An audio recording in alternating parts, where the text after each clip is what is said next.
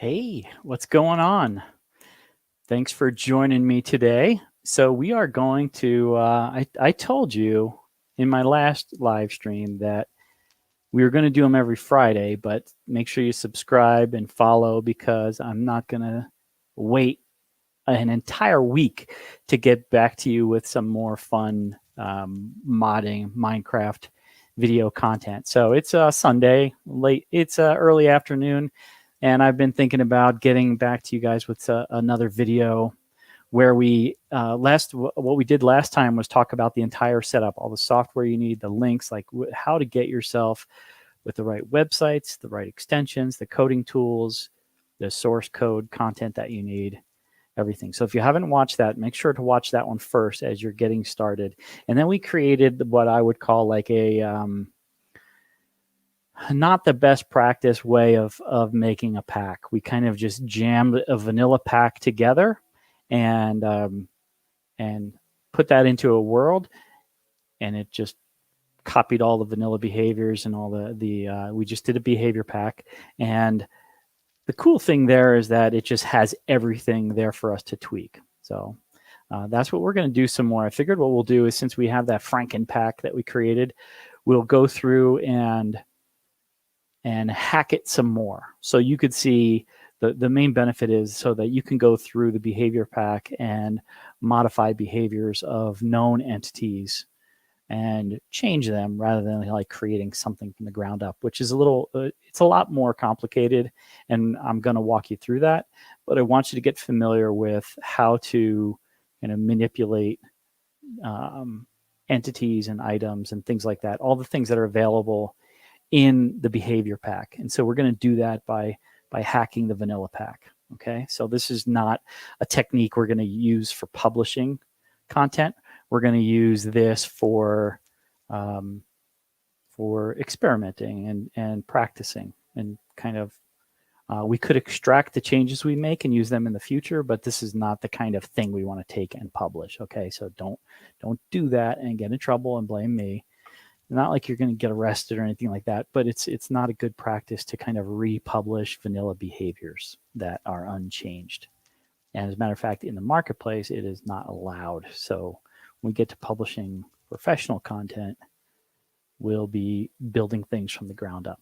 It's just a little more complicated. So let's go ahead and this is where we left off last time. We had this area. And if you can guess what we modified, we changed the creeper explosion value. And that was made from a creeper, that big giant crater with everything on fire. So that was kind of fun. So I think what we're going to do is modify a couple more behaviors, and we're going to mess with the loot tables. We're going to go through the behavior pack and finish that. And we're not going to get to like the resource pack today, but I probably will create a Franken resource pack, and we'll go through and hack the resource pack before we get to like the starting from a blank, clean slate, nothing, and building your own custom entity from scratch, which is the correct way to do things. It's just really overwhelming if you don't have a sense of how everything works. So I'm going to pause that, and then we're going to open up our code here. And let's see. So we have our entities. Make that big screen. How's the view there? It looks all right. Okay, so we have our all of our entities that are available as behavior packs.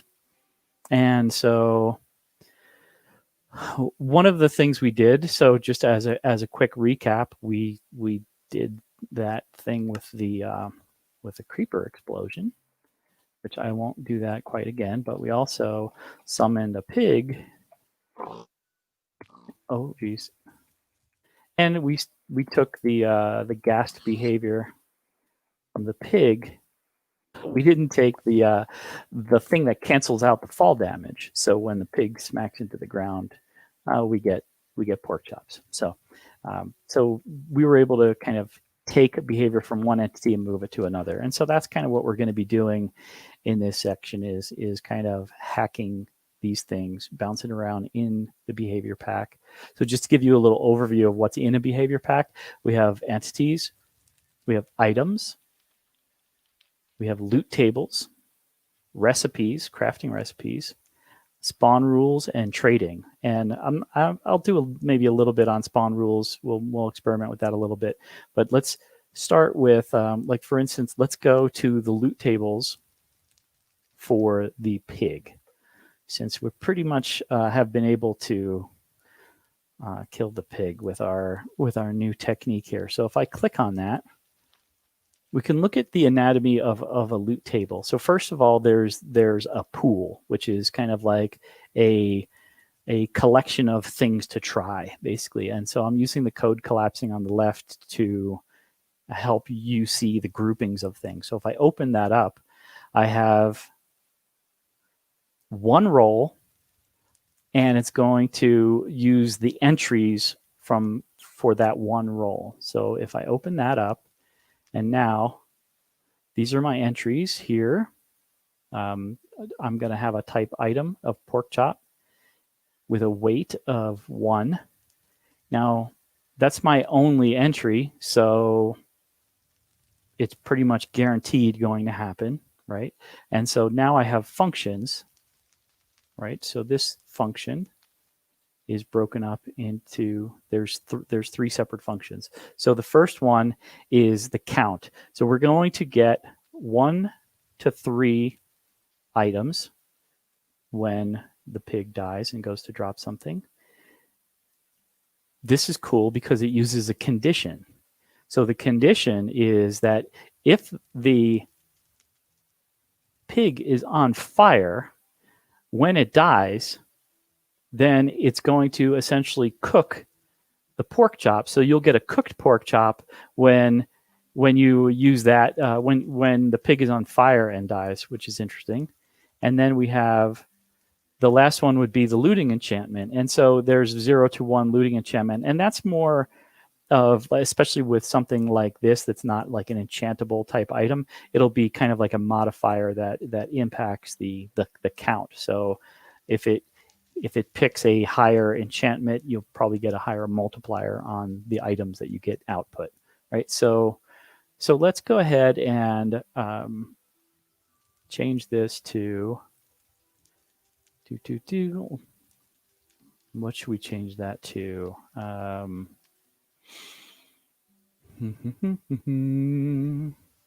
mean, we could do diamonds, but cooking diamond is not really going to do anything valuable. I guess we could do like an ore, or like an ore that could be smelted.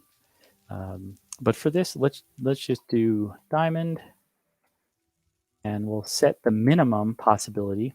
Now you'll see some of the entities have 0 as the minimum. So it's possible that it picks that and you get nothing, even though it kind of picked that option. So I'm going to remove this smelting feature here. By selecting that, I'm selecting the opening bracket, the closing bracket, and the comma. And you see this comma kind of separates these two here. We'll leave the looting enchantment alone on this one. So let's just save that and see if we get diamonds when the pig dies. Now remember, you have to save and quit. Whenever you modify your behaviors, you're going to want to save and quit out of the world and then go back into it. You don't have to restart the entire game like you sometimes do with resource packs and things like that. So let's summon a pig. Sorry, buddy, but where did you go? Oh, seriously, right? Oh. Whoa. Whoa. Oh, come on, buddy. You want to be free, don't you? Oh, hey, whoa. Where'd you go? Of course. See, when you work with animals, it's hard to, look at that. So the pig died and we have diamonds. And if we go into our inventory, we got 7 diamonds. So we picked a random number between 5 and 10. We got 7. Cool. So now let's kind of extend on that a little bit, right? So we have these entries. So we have one roll. Now, if I change the roll to 5, it would go through 5 times, and since there's only one item, it would guaranteed pick that one item. So it would go through once and pick a number from 5 to 10, and then we'll go through again, pick a number from 5 to 10, and those would all accumulate as part of the drop. So one of the things we can do is we can create multiple entries. So I'm going to copy that entry and paste it. So I copied the open bracket to the closed bracket, put a comma, and then pasted itself right after that. So let's do a stone, and then we'll do 5 to 10 of stone, and let's use the weight to 10 for right now and see what happens. Save. Close that. If you have any questions or ideas you want me to try, we can kind of we can do some free form stuff as well. So you can go ahead and post any questions or ideas if you want to see something. Let's see if this pig behaves this time. Go. Oh, I hear you smashing. Oh, here we go. We got stone. How much stone did we get? 6 stone. Okay, cool. I'll clear my inventory, and let's do it again. Oops. Let's not do that again. Oh, dude, I hear you. Oh. Yikes. Okay. Right. So we did 10 to 1. So I'm going to do summon pig. Oh boy.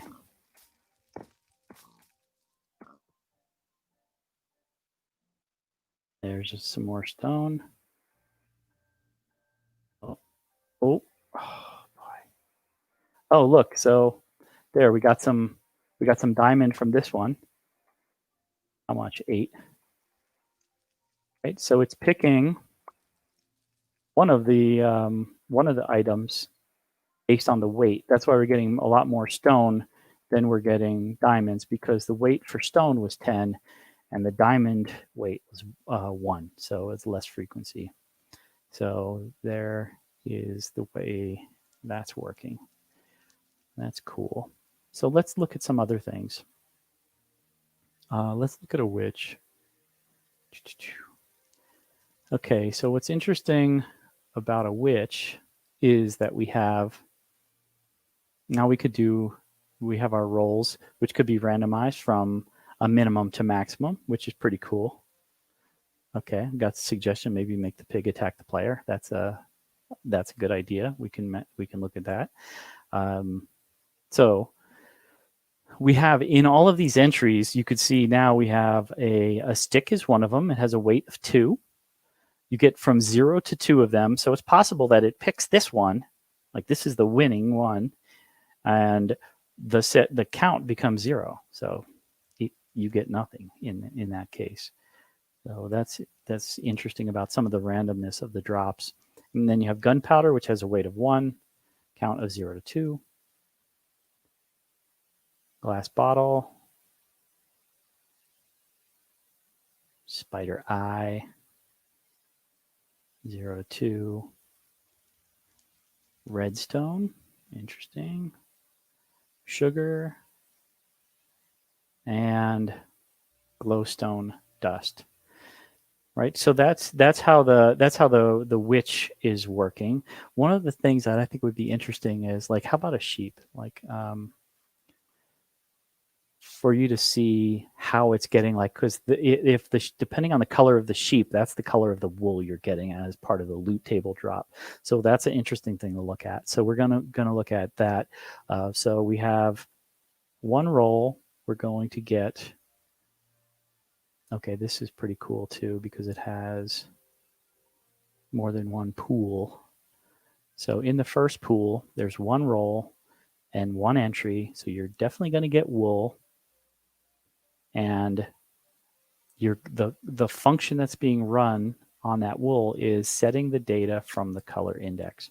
So basically, the sheep that you killed is giving the data, the color to info to the wool drop because that accepts the matching color information. So that's interesting, and that's one way we could maybe we can figure out here. Let's see, mutton, raw mutton. So we can look at some other color drops as well. But here's another roll where it rolls one for the mutton, and we get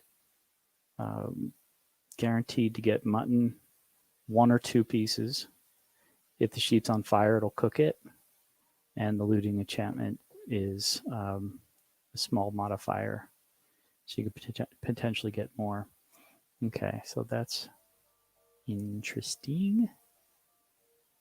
Let's see, what else do we have here? That's fun. Cow blaze. This is interesting. The bat, nothing. So I'm not going to add anything to the bat because I don't want to have to chase it down. I guess you could come up with ways to do that, but I don't want to go down that rabbit hole. So let's see what else is there. Yeah. So I will do some customized villager trades as we go through. So I'm definitely going to do that. So stick around if you want to see that. So I think that's for now. For now, I think that's good. Let's actually see if there's a. I'm going to right click on entities. I want to search for data. So I right click on that, the loot table entities, and I type data. Okay, here we go. Elder Guardian, pig barter. Okay, and so here's a potion. You're getting a specific type of potion. So you're not naming the potion, you're giving a potion and then using this set data and the data value. And so this is how we would give like a special type of like anything that has a data attribute or ID. So if it was a carpet that you wanted to give them a different color, wool, different color, concrete, a different color, probably even stone that has different IDs, you can use that to basically give the ID version of that object. So let's see, set data 0. Interesting. So if we said, I copy that. I wonder if we could randomize that too. Let's see if there's a min max on some of these. All right. So I guess what I'm going to do is I'm going to shrink this guy up here. I'm going to take these entries. I don't even know what I grabbed. Yeah, the Elder Guardian drop sponge. I'm going to copy that entries. We'll go to the pig. Right. And so we have in our entries,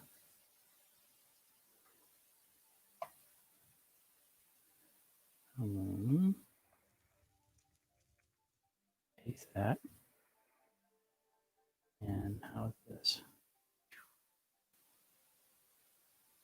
Close that. Just get rid of that. We're hacking it. So what we can do here is say concrete and set data, let's call it 5. And I probably needed to change the amount, right, with our function as our looting enchantment count. That's a weird guy. Let's go back to sheep. What I'm looking for is our set count function, right? So we have our functions, and this one is set count.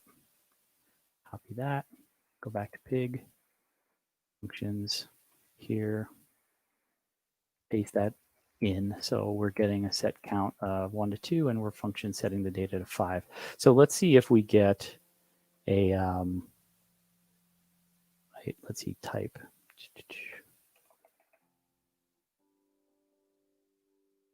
Type item, loot table. Okay, so just searching to see if item is a good thing to put there. So let's go ahead and save that. And back into the game, save and quit. And we're going to go back and see if we can get the pig to drop something for us.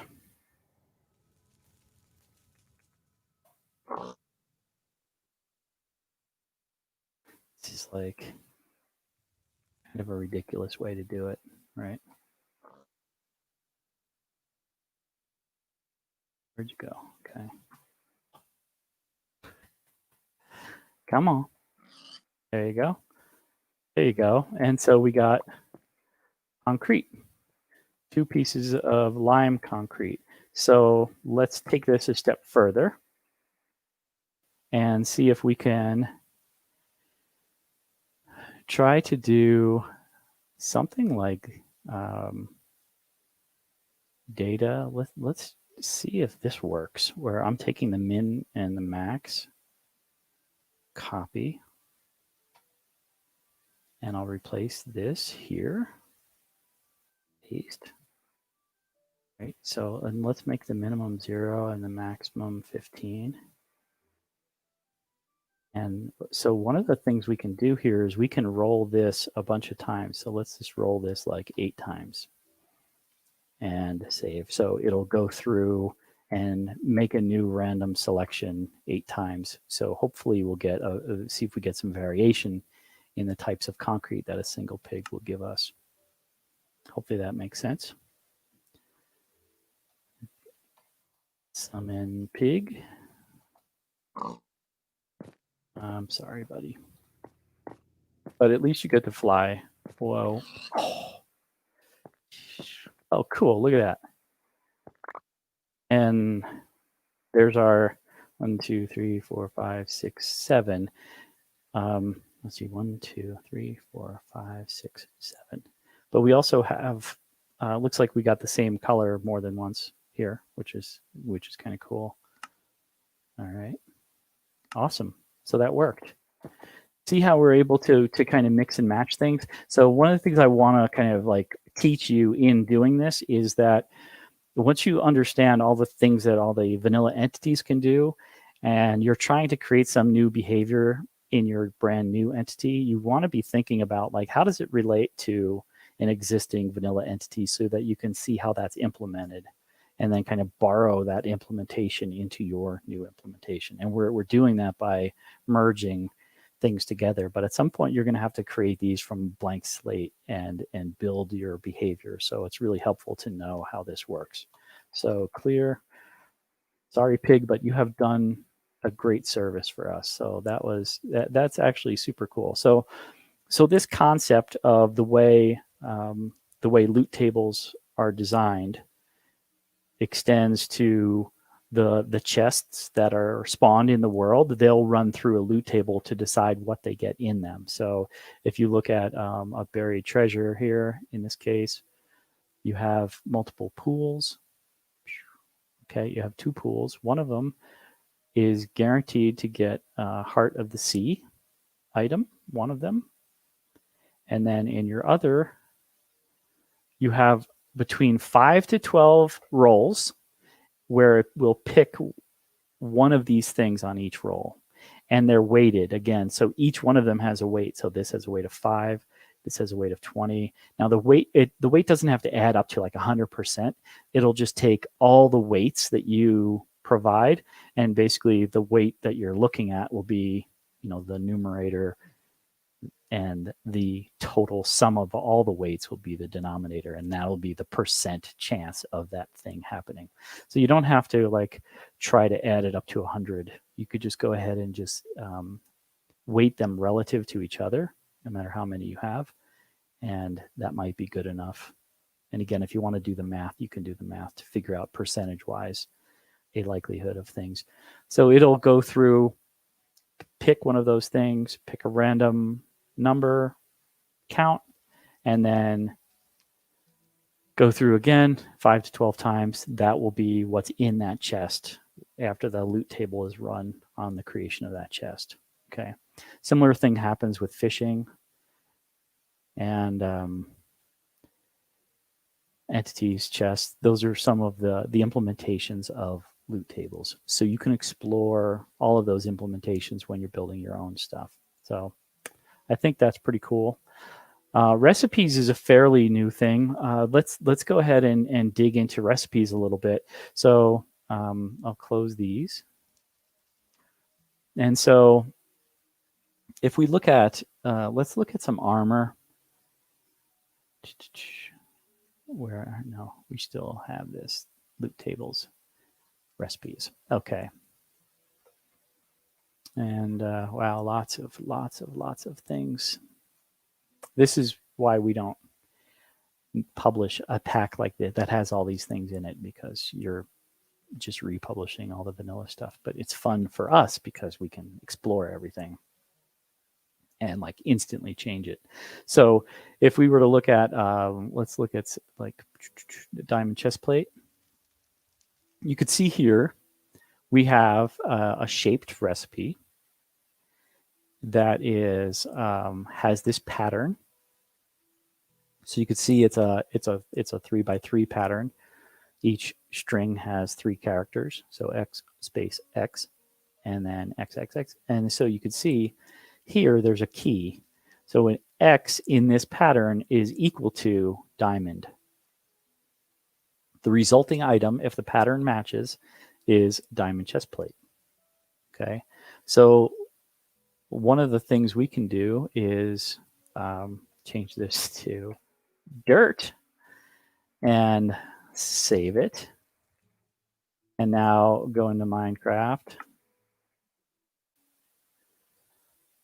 I feel like we're cheating, but that's what, you know, that's programming. Cool beans here. So let's get some. Let's give ourselves a crafting table just to be completely lazy. But then we'll go into game mode 0. We'll go into survival now, and we'll put in some work. We'll put in a little bit of work. Okay. Okay, good. So we'll place this crafting table here, go into it, and you can see here that a diamond chest plate is an available crafting item. So that's cool that the craftable slider shows us kind of like what we can craft with this, but we can also just go ahead and place that, and you could see we can get a diamond chest plate from that recipe.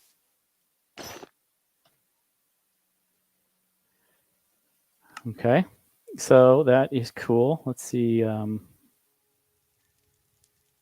There we go. That's our diamond chest plate. Take a look at some more recipes. All right.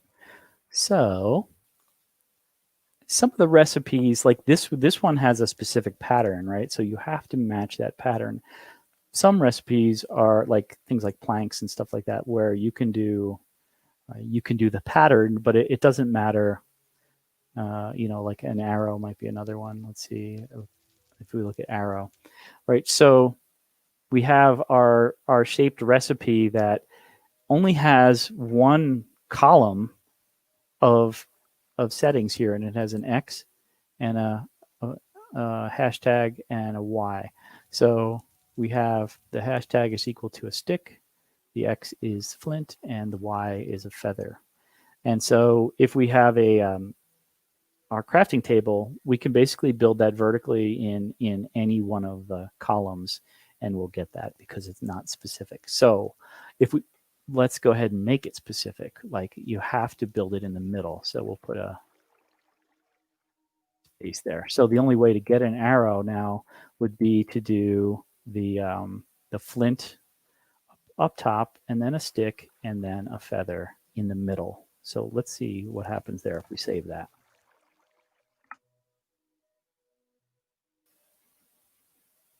Cool.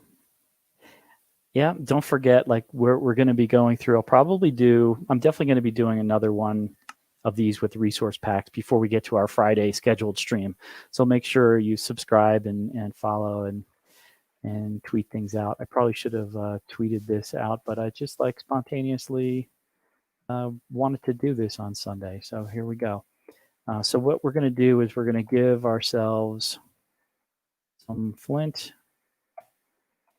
Give ourselves stick. And we're going to give ourselves feather. So now if we go into the crafting table, let's see. We can't get an arrow. So if I move it to the middle, what happens? Boom. We get our arrows. So they only work in the center because we forced the pattern to have basically empty slots on the right and the left. Cool. So now you get the idea of like how you can set up the key for what item needs to go in, where it needs to go in, and what you get out.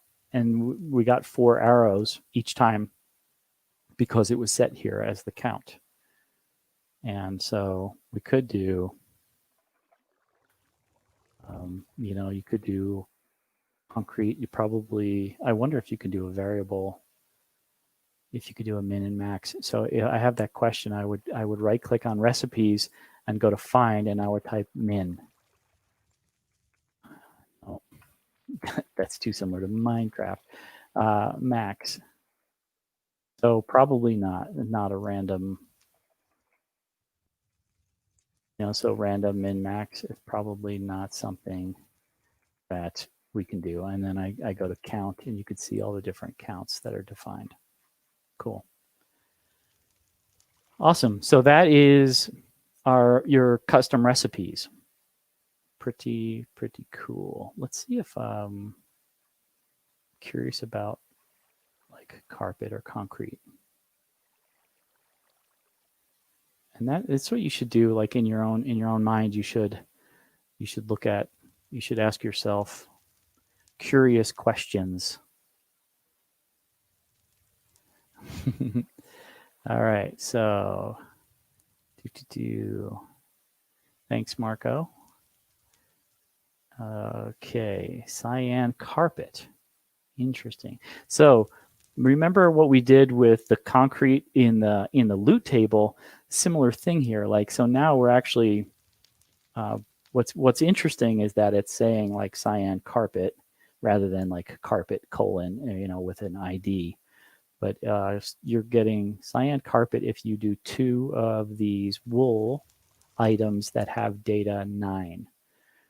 So data 9 is your cyan carpet is the identifier, but your output resulting item is Minecraft carpet with the data of 9 and a count of 3, right? So you could change the color to something else when you're giving that back to them, or use that with, again, things that require different IDs. You could require that specific ID, and you could also output a specific ID of that type of item. So that's a good thing to look up as well. Cool. Now we have spawn rules and scripts and things like that. So let's see what we have for spawn rules. Bats. A bat will, let's see, population controls ambient. The identifier is a bat. Spawns underground. Brightness filter. So in a certain brightnesses, it'll spawn. Adjust for weather. The height, maximum of 63. So it won't spawn in anything higher than that. Let's change that to 255. The weight, change that to 100. Size of the herd. So let's make the minimum like 20 and the maximum like 50, because we're talking bats here. I mean, come on. Density limit, surface 5. Interesting. And let's see, biome tag, biome filter. So if the biome has a tag that's equal to animal, then it could spawn there. So I guess there's some biomes that won't allow things to spawn. So let's just to be safe, let's get rid of that. And I'm curious to see if we can make something happen there. Oops. That. So let's go back in here. And we'll go back into our world.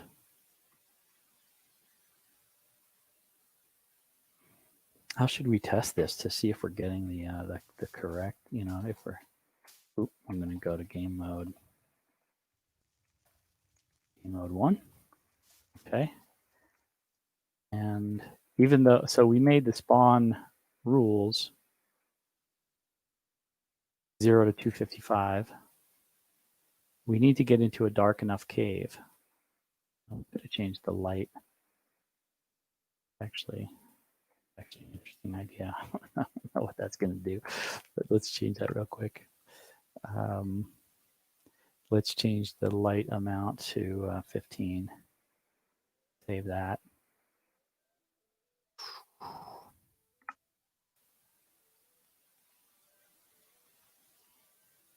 Oh, you know what I think I need to also do is set game rule.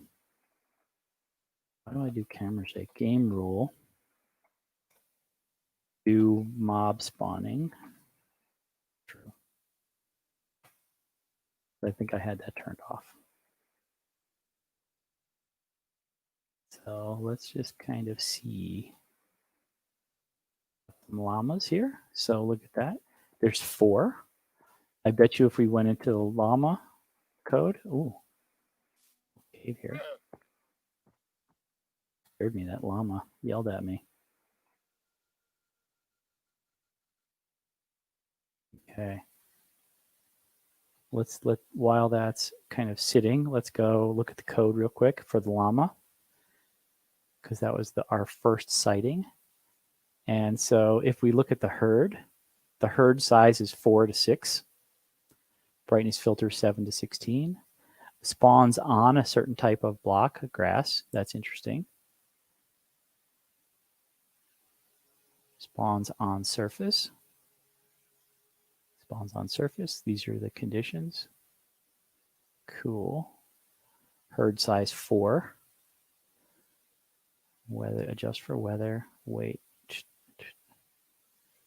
So in the savanna, oh, that's cool. So they are limited to the biome that you're in. So in the savanna, you'll get 4. And in the extreme hills biome, you'll get from 4 to 6 in your herd. So these conditions are broken up as 2 separate options. Population control, animal. Let's see if we have anything new happening.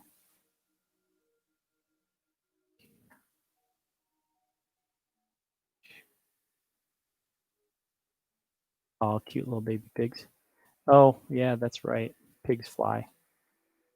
Sheesh. They're going to be occurrences of flying pigs everywhere. Wow. This is cool. Oh. Yeah, we made giant zombies already in the last video. Cool. So if I affect myself with night vision, let's see. Oh, there's flying pigs. Oof.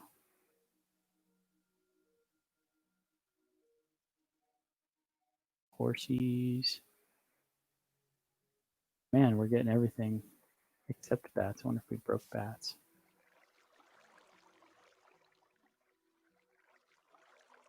Hello. Yeah, they're not hostile. I mean, we can change the difficulty. We already have zombies, so our difficulty is good.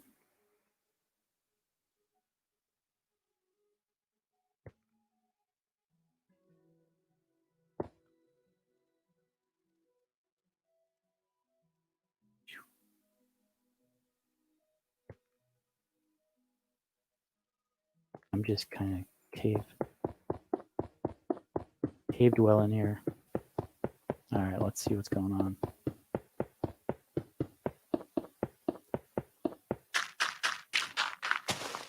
Hello. Wow, we picked the long way for sure. Okay, fallen tree. I think we have to pick. Look, there was a pig here. Okay. All right, let's mess with something else. Let's see if we screwed that up. So let's mess with chickens. Adjust herd size. So we'll make it 20 to 40. 20 to 40. Save. And go back in. Franken world. So here, again, we're just hacking this pack, using it as an experiment. Let's see if we can't run into a cluster of chickens here. Now, this is the spawning rules, right? So, there's not 20. Not 20 there.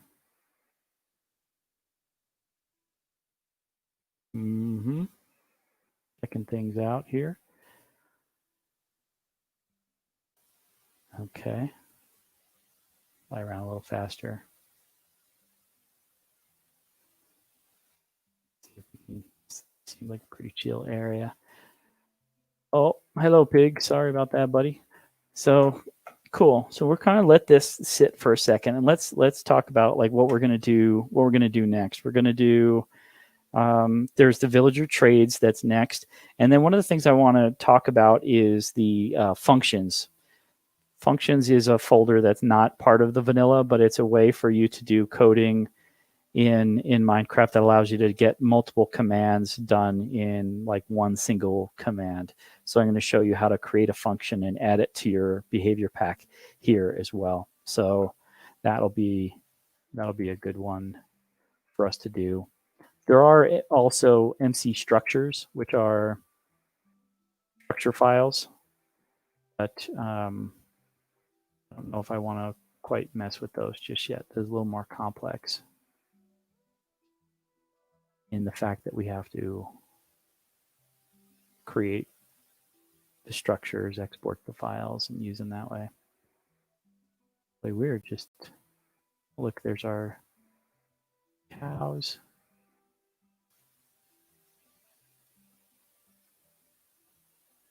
Keep running into pigs. I guess we should just go until we run into any kind of chicken, if we can run into one. Because if we don't,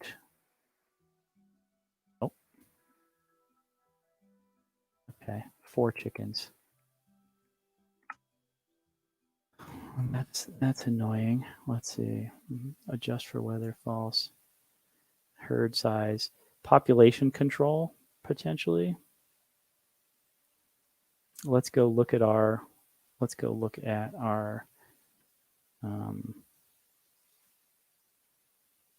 New window here. Or bedrock.dev. Kind of pull that over here. And what were we looking at? We were looking at spawn rules. So let's see if we can see here. Biomes, entities is spawn. Yeah, data-driven spawning.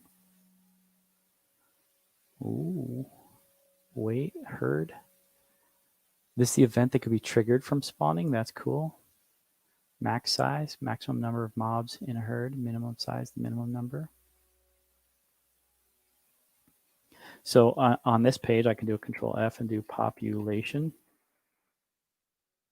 The population control monster. Spawn rules also needs to define a pool that is used for population control. Each pool has their own spawn limit. By setting an entity to a pool, it will spawn as long as it hasn't reached its limit. That's cool. What are the different pools? So I guess one of the things we can do is go into our code here and look at population control. Population control. Animal, monster, cat, water animal, pillager, water animal, monster. Interesting. So that could be part of our limitation there. Animal.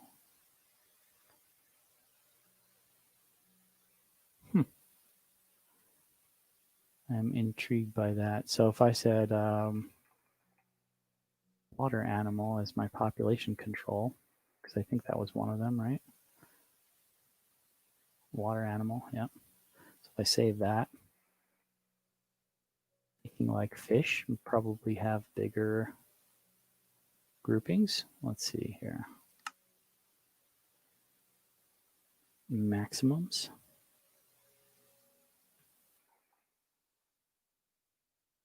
And we'll just go around looking for a new set of chicken. Oh, ho, look at that.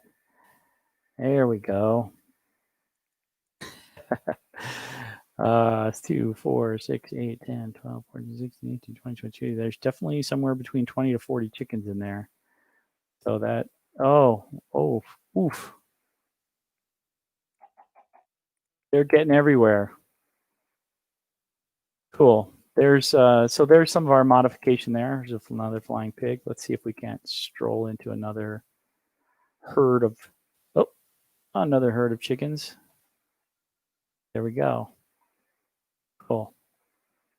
That little experimentation, some research, use your tools to find things out and experiment. So I think what I am going to do though, however, is change that back to something smaller.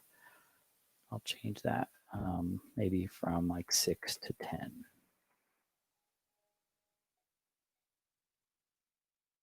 What did I do wrong? Missed the colon. Okay. All right. So leave that at 6 to 10. So that's cool. That's how we can adjust for population. And you saw in the bedrock.dev, you saw some of the different things that we could that we can tweak there. We're making good progress. Spawn rules. And then we have villager trading. So in this one, I don't know. Let's see, the farmer.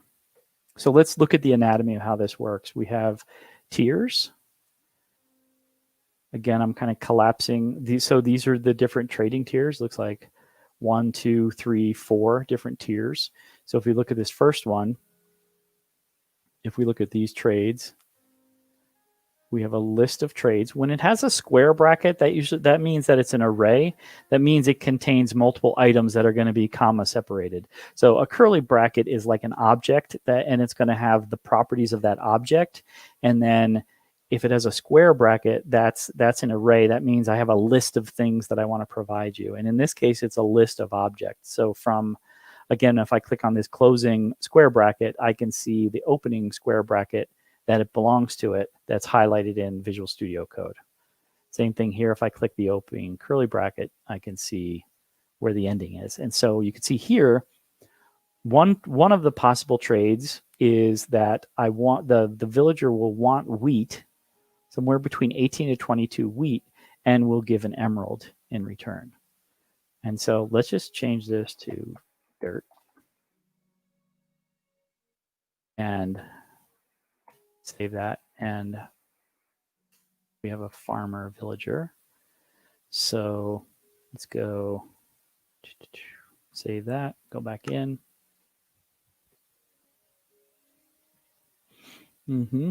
Cool. Man, the chickens. That's wild. This is earning the name Frankenworld. Sure is. Right. See a village. Wow. Cool. What is that? Nice. All right. Do we have any villagers in here?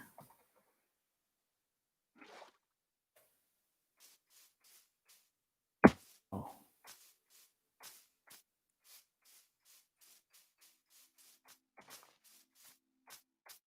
Who are you?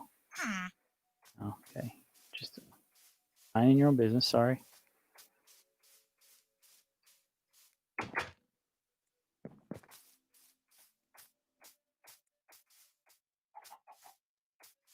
This is a pretty cool village, huh? This has. I'm not seeing much in the way of summon villager here. Right, that's an armorer.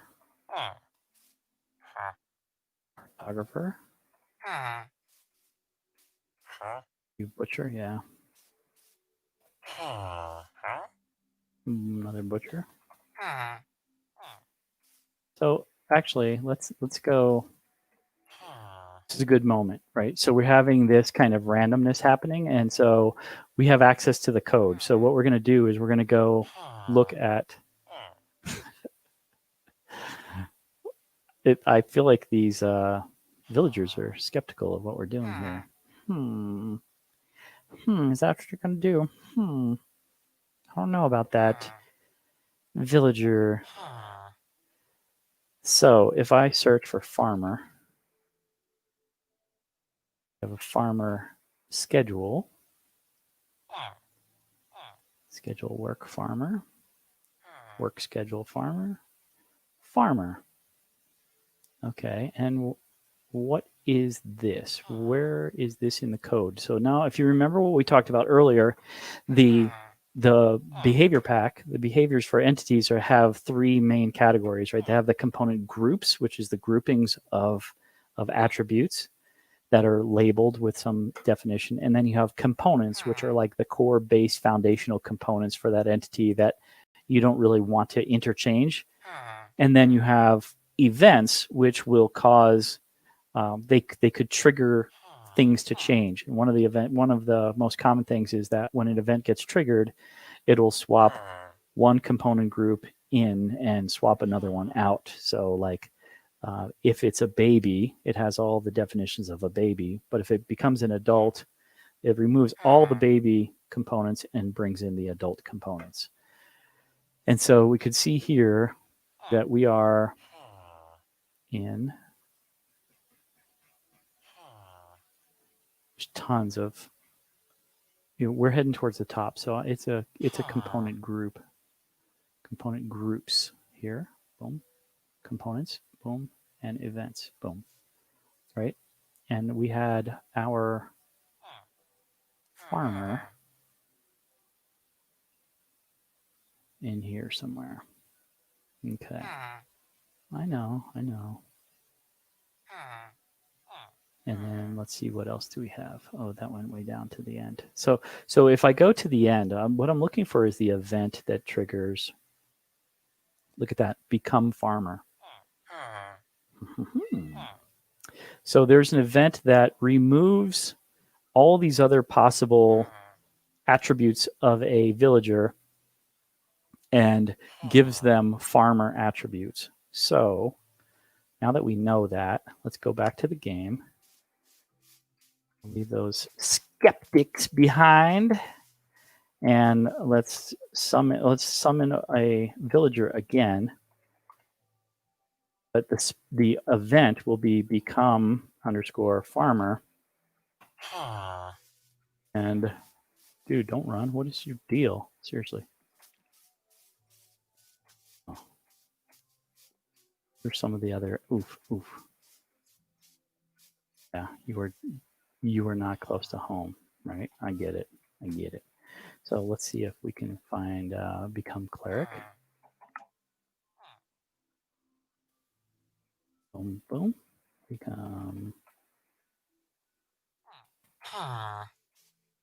Yep, see that's not working. That's not working.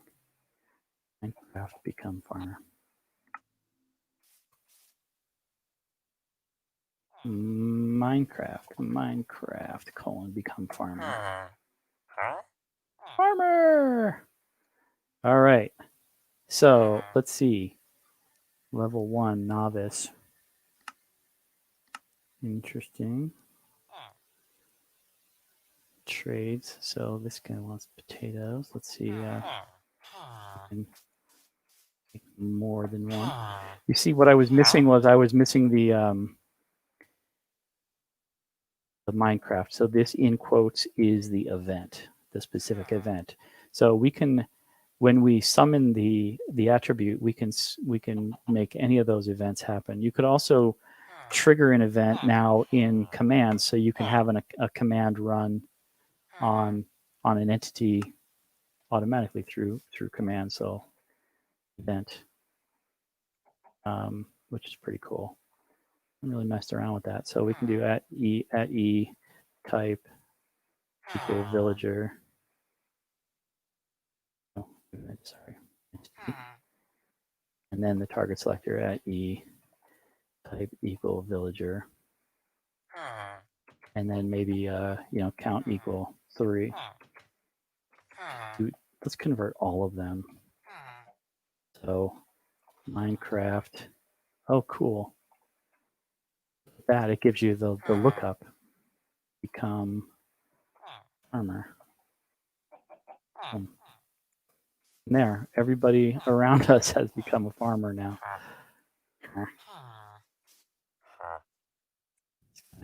Wheat. All right.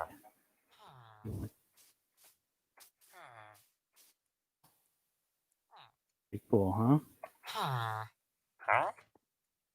So now let's save and quit.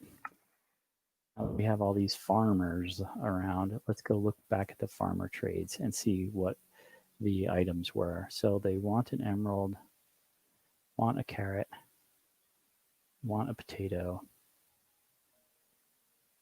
And then we have this tier here, pumpkin, emerald, pumpkin pie. Melon, wants a melon, wants an emerald, wants an emerald. Okay, so cool. What if we had 1 to 2 dirt?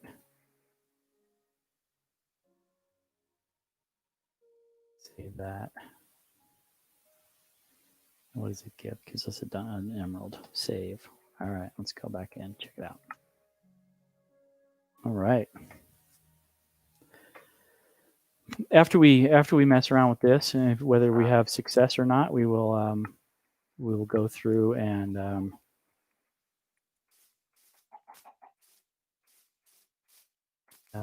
do some functions. Okay. I hear you.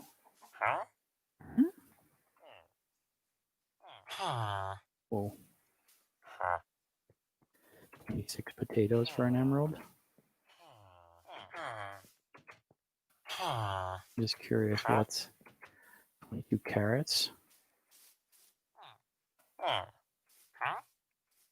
20 wheat. So that's interesting that the it's looking for wheat. Economy trades. Farmer. Look at that.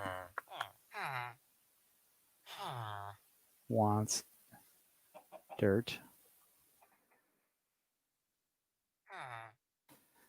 Save that.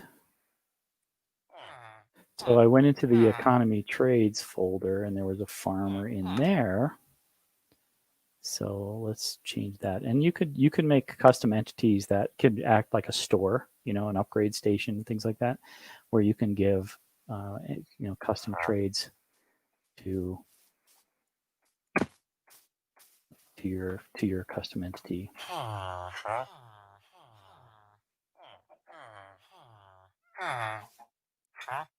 There we go. This one wants 20 dirt for an emerald. So let's give ourselves dirt and item amount 20. Okay. Oh, look at that. This. Take the emerald. There we go. So we customize that trait. Got some bread for me for that emerald. Oh man, we're really haggling. You're a big time haggler, hey? Huh? All right, cool. So those are kind of messing around with the villager trades and the trading mechanisms. Something that we can get a little further into, but I don't want to go down that rabbit hole quite yet.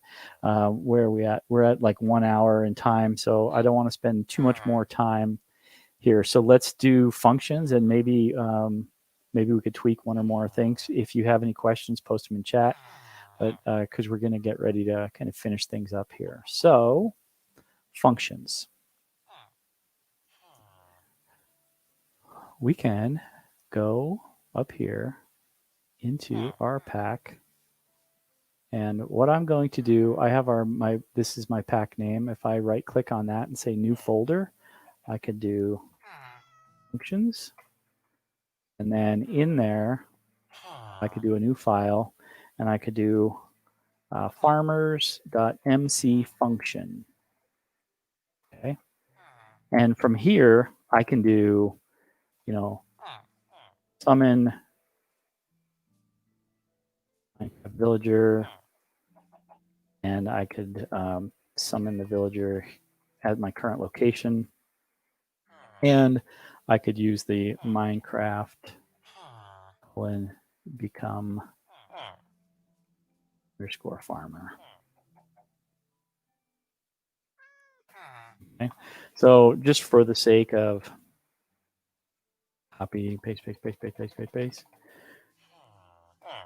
testing to see if that works. So if I type in function farmers, it should run this set of code here that I have in this function. So let's go back, quit our world. Back into the Franken world. Into the Franken world.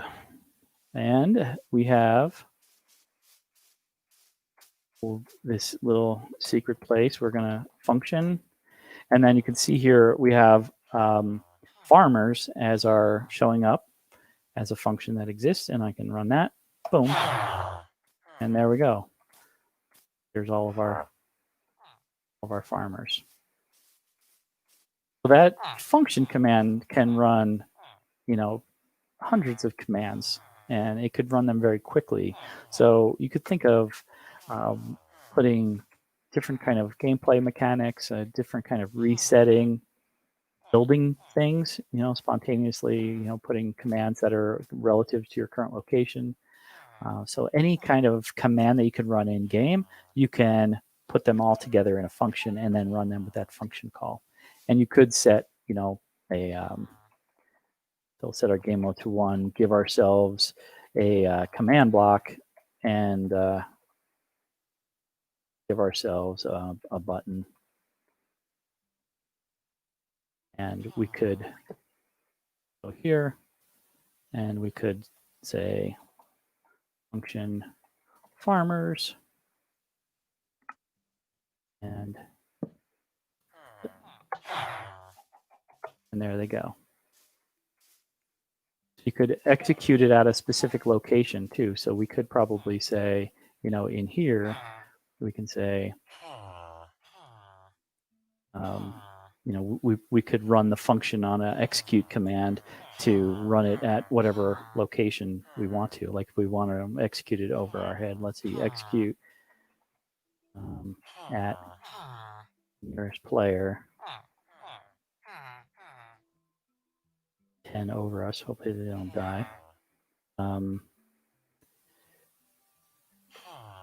Let's see if that's good enough here. Oh, so it executed it over our head and dropped the 10 all from there. So a couple of things you can do with functions that are useful.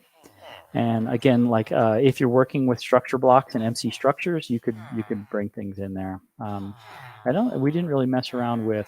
I'm going to stop this insanity here. we didn't really mess around with items. We kind of skipped over that. So like if we look at chicken and let's look at chicken, and we have saturation modifier is low, affects hunger, duration. Now, if we look at, let's see here,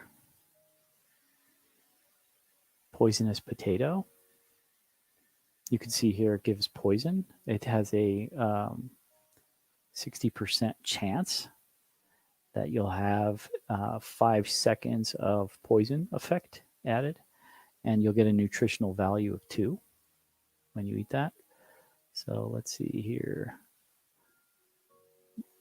Here, yeah. So let's see. Cooked chicken has nutrition of 6, whereas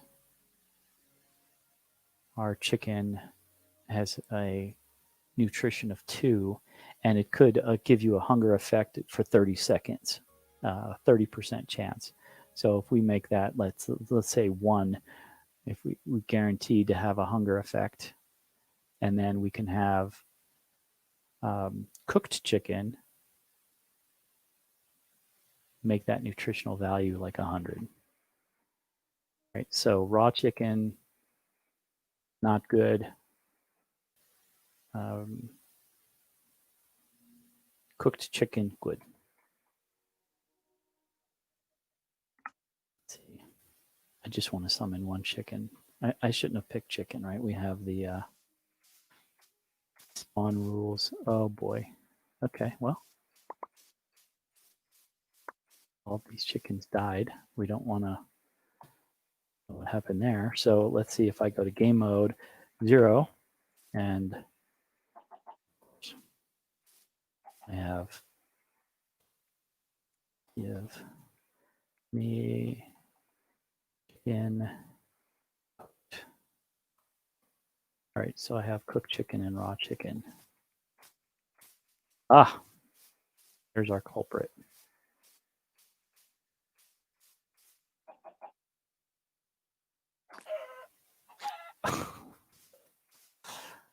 Wow. All right, they're fun to watch. All right, so he's really tearing up the place though. Effect Aras with hunger for 10 seconds. Amplifier 20. Hide the particles. Oof.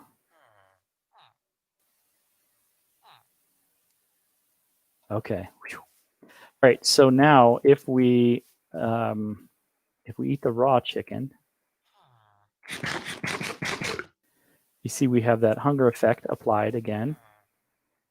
And let's see if this one cooked chicken replenishes all of our hunger, which wouldn't normally happen.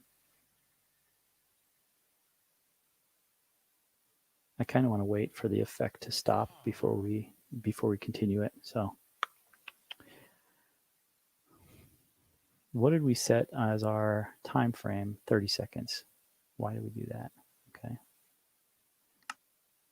Okay, so we're back. Now let's see if this 1 cooked chicken gives us full. Boom. Nice.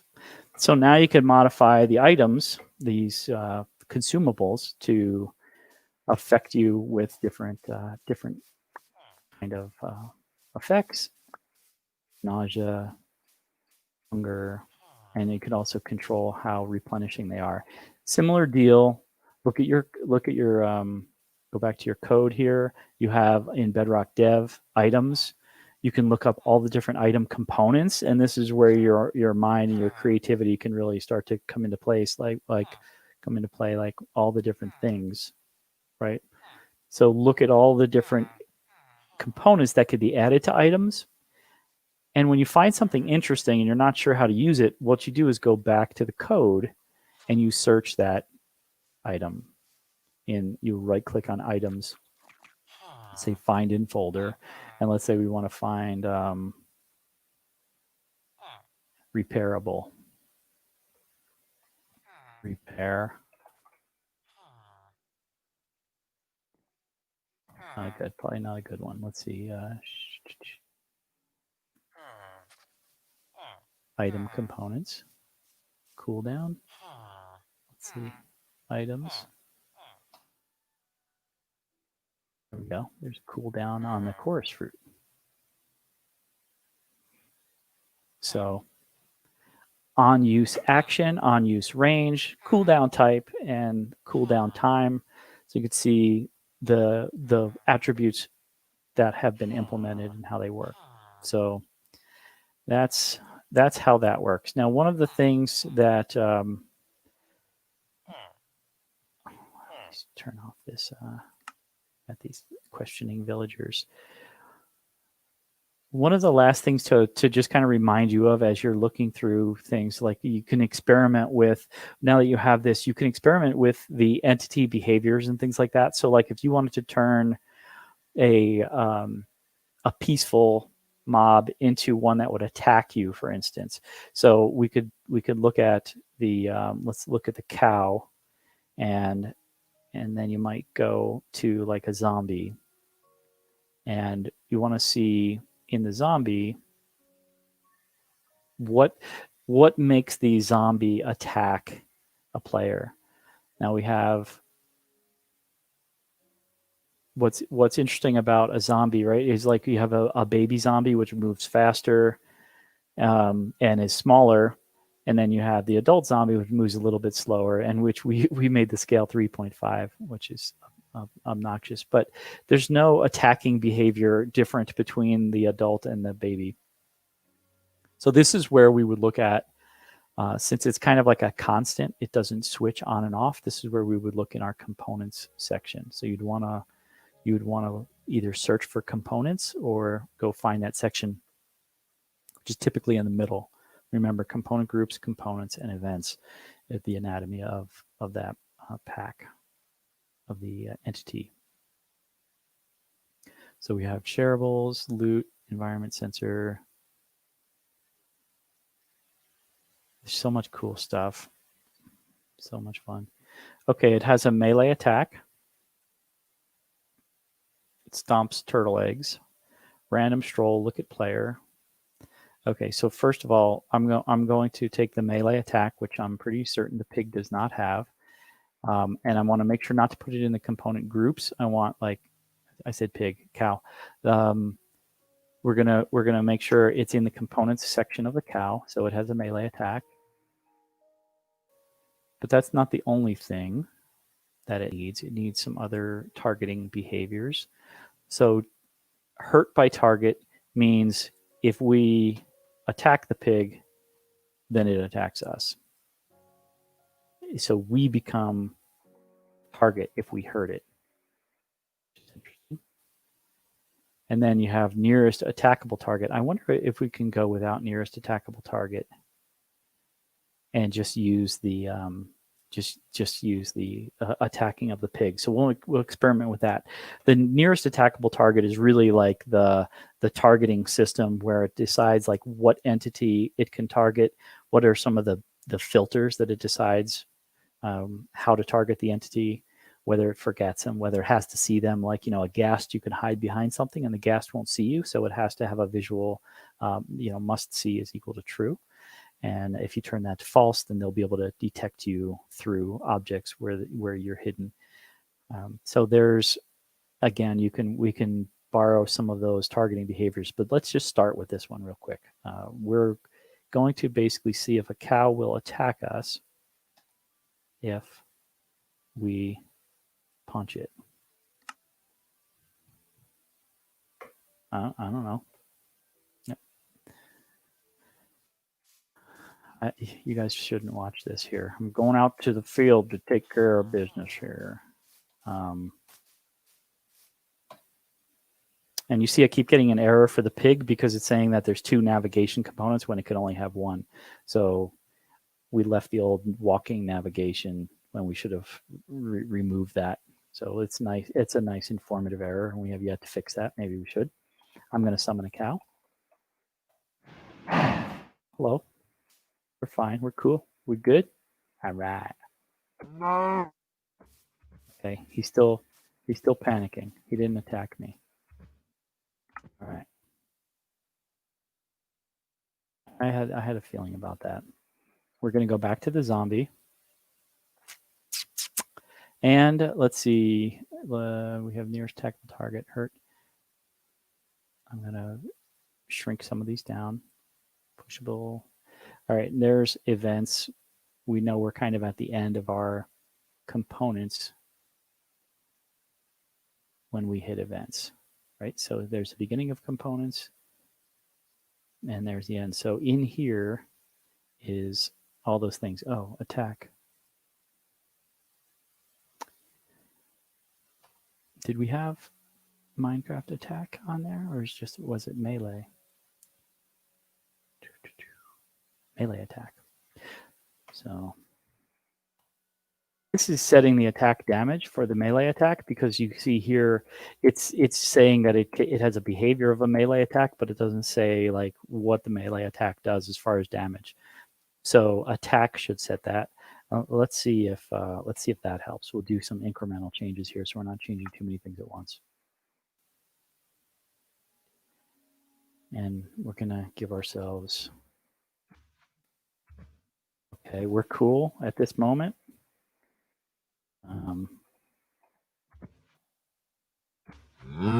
I know, bro. We cool. We Gucci. We're not gonna hurt you. Okay, never mind. You didn't see what just happened there, did you? No. Okay. He's got the panic behavior, and now he's attacking me. So do you see he ran away because... Seriously, bro. Chill. We're trying to do a demo here. Relax. Okay, so he ran away first and then came back because panic is one of the behaviors that is still in there, and that's cool. You could add that and leave that there. So panic has a priority. It has a higher priority than the melee attack, which had a priority of 3. So that's why it ran first. We can just remove that entirely and just make the cow angry from the get-go. That's what you wanted. All right, so now we're going to make the cow just turn on us real quick. Now, I think summon cow. We chill. What's up? How you doing? Very good. I won't wait till you turn your back. I'm just going to say, hey, I'm about to hit you. Does that make you mad? No. Yes, it does. So immediately didn't run away like a coward, but started to attack me with a hit of 3, which is 1.5 hearts for each attack.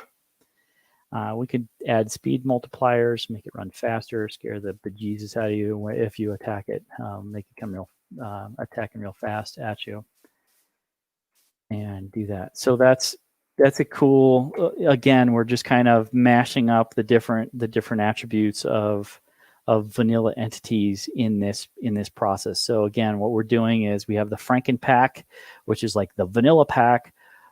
We'll put it up, and then we start tweaking that pack. And this is not something we would ever want to ship, but what we're doing is we're using it as a quick way to go in, first of all, learn how everything works and mix and match them very quickly and edit them in the world. So make sure you watch the first video. Talks about all the software you need, all the setup you need to do, how to get this pack into your development behavior packs, which is a quick way to make the changes, so you know where we're making the changes, and do that. And so I think if you guys have any questions on this process, go ahead and post them in whatever channel you're watching on before our next video. We'll check that out, and then I think we're about ready to just kick off, getting straight into the Franken resource pack. So we're going to go into the resource pack, and I think we'll see if we can mess with the models.